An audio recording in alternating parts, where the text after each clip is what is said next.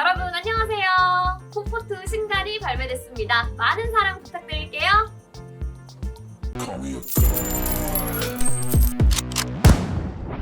안녕하세요, 축구더머니입니다. 2022-23 시즌이 막바지를 향해 달려가고 있습니다.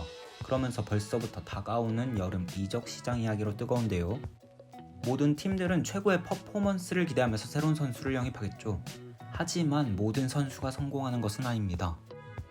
그렇다면 지난 여름과 이번 겨울 이적 시장에 큰 기대를 모으며 새로운 팀으로 이적했지만 기대 이하의 성적을 보여준 선수 탑7을 소개해보려고 합니다.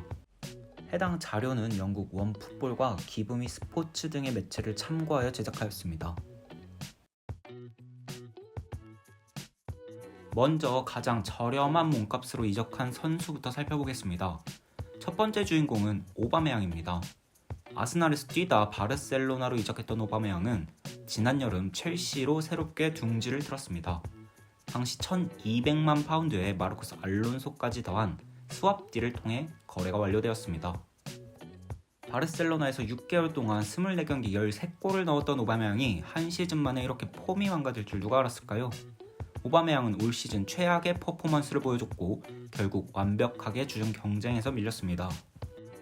올 시즌 풀타임 출장은 전혀 없고 21경기 3골 1개의 도움이 전부입니다. 연봉이 무려 830만 파운드, 경기당 40만 파운드, 한 골당 276만 파운드를 받은 셈입니다. 두 번째 선수는 칼빈 필립스입니다. 요크셔 피를로라는 별명이 붙을 정도로 중원에서 뛰어난 폼을 보여줬던 필립스는 지난해 여름 리즈 유나이티드를 떠나 맨체스터 시티 유니폼을 입었습니다. 이적료는 4,500만 파운드였습니다. 당초 팀을 떠난 페르난지뉴의 대체자 역할을 해줄 것으로 기대했는데 이게 뭔가요? 필립스는 시즌 초반 부상, 이후 몸관리 실패 등으로 경기에 나서지 못했습니다.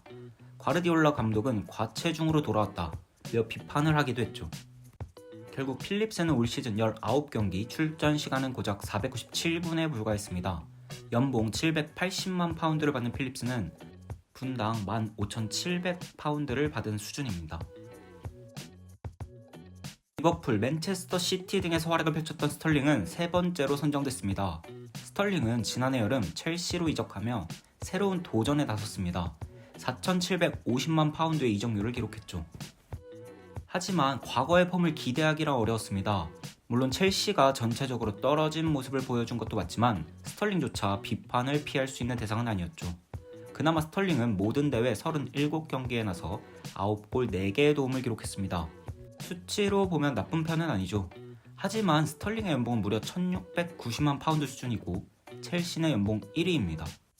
스털링은 한 골당 187만 파운드를 벌어들인 것으로 계산이 되네요. 네 번째 선수는 히샬리송입니다. 에버턴의 핵심 공격수였던 히샬리송은 지난 7월 6천만 파운드의 이적료를 달성하며 토트넘으로 이적했습니다. 히샬리송은 은돔벨레에 이어 구단 역대 이적료 2위를 기록한 만큼 큰 기대를 받았죠. 하지만 히샬리송, 리그에서 단 한 골이 전부입니다. 오죽하면 골보다 경고가 더 많다고 조롱까지 당할까요? 히샬리송은 연봉 468만 파운드를 받고 있습니다. 마지막 라운드에서도 득점을 터뜨리지 못한다면 리버풀전 한 골이 76억 원의 가치를 가지는 셈이 되겠네요.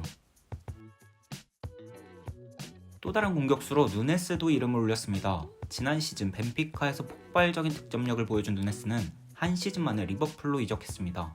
리버풀은 6,400만 파운드에 추가 옵션 2,100만 파운드를 지출했죠.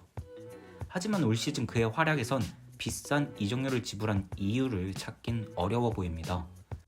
누네스는 리그 29경기 9골 3개의 도움을 올렸지만 기대 이하라는 평가가 많습니다. 결정적인 기회를 놓치는 모습이 자주 발생한 것도 한몫하는 것 같고요. 누네스는 728만 파운드의 연봉을 받고 있는데요. 리그 한 골당 80만 파운드 수준이네요. 여섯 번째 선수 안토니입니다. 안토니는 테나 감독과 함께 아약스에서 영광을 함께한 뒤 맨체스터 유나이티드로 이적한 선수입니다. 무려 8,600만 파운드의 이적료를 기록하며 구단 역대 이적료 2위를 기록했습니다. 브라질리언답게 화려한 테크닉, 발재간 등을 갖춰 기대를 모았지만 결정적으로 골을 넣어줘야 할 때 넣지 못하며 비난을 받았습니다. 축통계 매체 후스코어드닷컴에 따르면 안토니는 60개 이상의 슈팅을 기록한 프리미어리그 선수 가운데 득점 전환율이 단 5.6%로 전체 꼴찌에 해당하는 오명을 쓰기도 했습니다.